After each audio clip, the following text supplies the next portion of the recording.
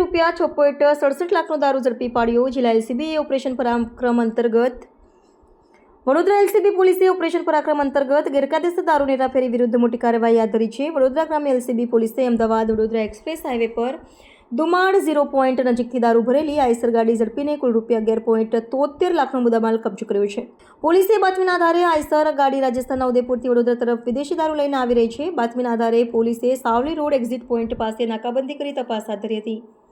તપાસ દરમિયાન વાનમાંથી ભારતીય બનાવટનો વિદેશી દારૂ અને બિયરની કુલ 124 પેટી 5064 બોટલ તથા ટીન મળી આવ્યા હતા, જેની કિંમત રૂપિયા 6,67,720 થાય છે. ઉપરાંત મોબાઈલ ફોન અને અન્ય સામાન મળી કુલ રૂપિયા 11,73,720નો મુદ્દામાલ કબજે કરાયો હતો. આ મામલે એલસીબી પોલીસે ચુનીલાલ દાલુજી ચૌહાણ રહે સંતરામનગર પાતળિયા હનુમાન મંદિર પાસે પાદરાને ઝડપી કાયદેસરની કાર્યવાહી શરૂ કરી હતી. એલસીબી પોલીસે જણાવ્યું હતું કે ઓપરેશન પરાક્રમ અંતર્ગત જિલ્લામાં દારૂ, જુગાર અને અન્ય ગેરકાયદેસર પ્રવૃત્તિઓ સામે સતત પગલાં લેવામાં આવી રહ્યા છે.